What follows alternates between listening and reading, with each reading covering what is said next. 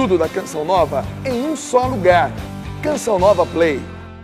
O Senhor esteja convosco. Ele está no meio de nós. Proclamação do Evangelho de Jesus Cristo segundo Mateus. Glória a vós, Senhor. Naquele tempo, Jesus viu um homem chamado Mateus sentado na coletoria de impostos e disse-lhe: segue-me. Ele se levantou e seguiu a Jesus. Enquanto Jesus estava à mesa em casa de Mateus, vieram muitos cobradores de impostos e pecadores e sentaram-se à mesa com Jesus e seus discípulos. Alguns fariseus viram isso e perguntaram aos discípulos: por que vosso mestre come com cobradores de impostos e pecadores? Jesus ouviu a pergunta e respondeu: aqueles que têm saúde não precisam de médico, mas sim os doentes. Aprendei, pois, o que significa: quero misericórdia e não sacrifício. De fato, eu não vim para chamar os justos, mas os pecadores. Palavra da salvação. Glória a vós, Senhor. Ave Maria, cheia de graça, o Senhor é convosco. Bendita sois vós entre as mulheres, bendito é o fruto do vosso ventre, Jesus. Santa Maria, Mãe de Deus, rogai por nós, pecadores, agora e na hora de nossa morte. Amém. Eu esqueci de mencionar, mas quero pedir oração pela ordenação presbiteral que acontecerá hoje às 19 horas, lá na Catedral Metropolitana de Belém, minha arquidiocese de origem, Eu sou paraense lá de Castanhal, e hoje serão ordenados o diácono Paulo João, os diáconos Carlos José e o diácono Gabriel Paes, lá na arquidiocese de Belém. Peço oração por eles e coloco como uma intenção também nessa Santa Missa, a fim de que esses meus irmãos no ministério sejam sacerdotes segundo o coração de Deus. Irmãos e irmãs, nós estamos num contexto da liturgia, nessa 13ª semana do tempo comum, no qual acompanhamos o livro do profeta Amós. Qual o contexto desse livro? O profeta Amós, ele prega durante o reinado do rei Jeroboão II, época gloriosa, em que o reino se estende e enriquece, mas o luxo dos grandes insulta a miséria dos oprimidos e o esplendor do culto disfarça a ausência de uma religião verdadeira. Então, pensemos a realidade na qual se encontra o profeta Amós. Esse reino cresce visivelmente, mas na verdade está se afastando do querer de Deus. E Deus suscita um profeta. E como nós ouvimos ontem na leitura, esse profeta, segundo a sua mesma narrativa, quando ele é orientado a deixar a região próxima do palácio, próxima do reinado, porque a sua profecia está incomodando o rei, ele diz: eu não sou profeta, nem sou filho de profeta, sou pastor de gado e cultivo sicômoro. O Senhor chamou-me quando eu tangia o rebanho, e o Senhor me disse: vai profetizar para o Israel, meu povo. Leitura de ontem. Então esse reino que está nesse engano, pensando que a prosperidade, riqueza, expansão, uma religião de esplendor, mas de falta de seguimento do Senhor e daquilo que o Senhor pede ao povo de Israel, suscita no interior. Diz a palavra que esse profeta, ele era de um lugar bem afastado, E ele é suscitado naquela região, sem vocação de profeta, sem descendência de profetismo, para anunciar a palavra de Deus, para anunciar o que Deus quer falar àquele povo, para trazer o povo à verdade. E por que esse profeta é suscitado lá no interior, sem descendência? Porque muito provavelmente aqueles que estavam ali com a descendência profética, vindo das tribos para profetizar, segundo a ordem do povo de Israel, já estavam corrompidos.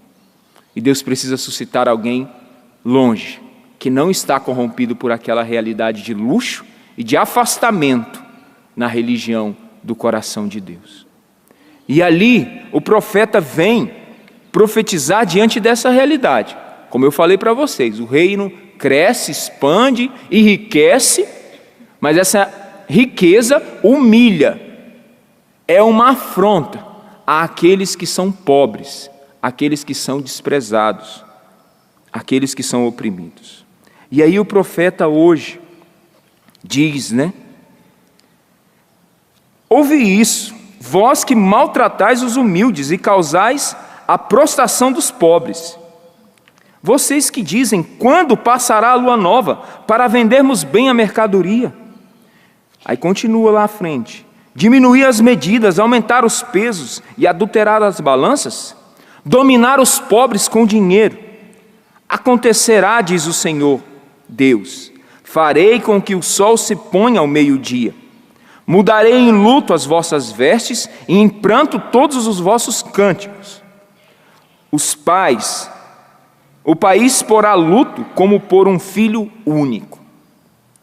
Então é a exortação àqueles que estão usando mal da sua condição financeira ou de poder, para oprimir, para lucrar mais, para fazer com que o pobre, aquele que não tem condições financeiras dignas de subsistência, seja humilhado, seja usado, seja usurpado. E Deus diz que estes que continuam, que enveredarem por esse caminho, de injustiça, por esse caminho de falta de visão evangélica para com o outro, no dia de sua finitude, no dia final, esse grande esplendor, riqueza, posse, poder se transformará em luto, se transformará em tristeza. E esse dia vai chegar para todos, para todos. E nós devemos estar muito atentos a isso. E aí, nós podemos, fazer uma comparação com a nossa realidade de hoje.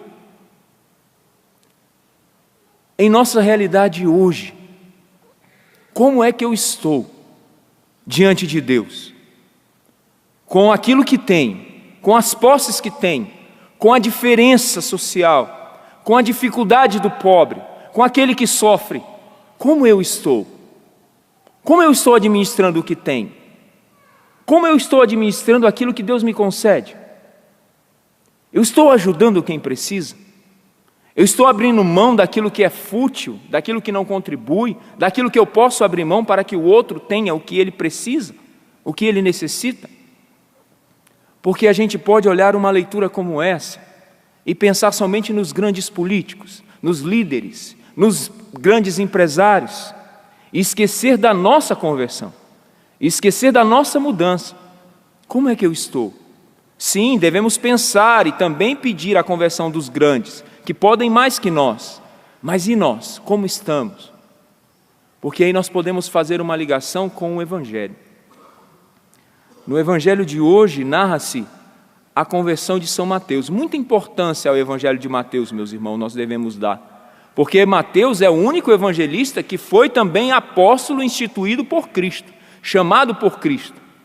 Ele tem uma autoridade no seu dizer evangélico que os outros não têm, porque os outros evangelistas não foram apóstolos.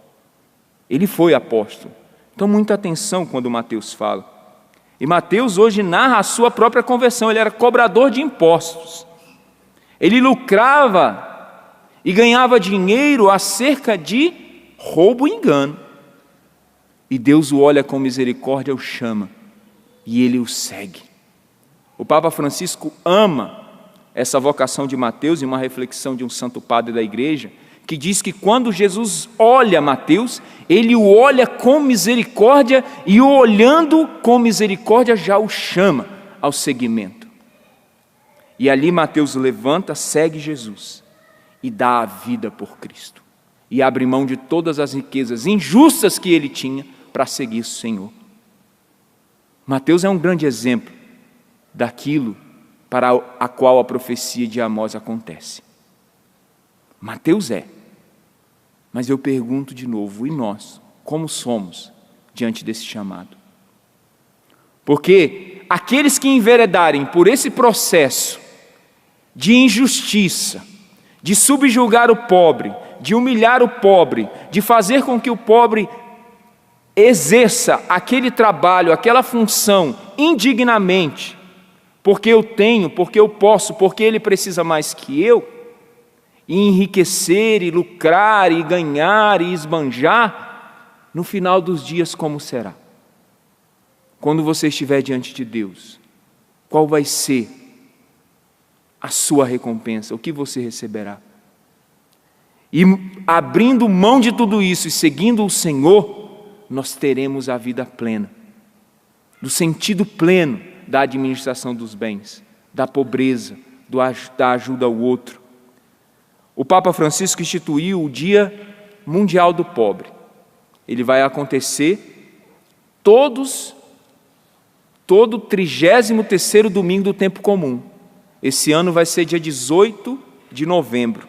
E ele mandou uma mensagem, nessa mensagem ele botou uma frase de Santa Teresa de Ávila, que diz assim: a pobreza é um bem que encerra em si todos os bens do mundo, assegura-nos um grande domínio, quero dizer, que nos torna senhores de todos os bens terrenos, uma vez que nos leva a desprezá-los. Se nós temos bens, e nós sabemos que esses bens não são a realidade plena da nossa vida, que a realidade plena da nossa vida é o céu, nós vamos ter condições de, com esses bens, ajudar quem precisa, abrir mão deles, cuidar de quem precisa, para depois, diante de Deus, na nossa oração, e principalmente no final de nossos dias, recebermos dele a recompensa verdadeira. Santo Antônio dizia aos ricos, aos quais ele pregava: acolham os pobres, ajudam os pobres, deem aos pobres aquilo que eles precisam e vocês podem, para que esses mesmos pobres possam vos acolher no céu, possam acolhê-los no céu. Meus irmãos, eu quero dizer para vocês, como é bom abrir mão para quem precisa, como é bom ajudar quem precisa.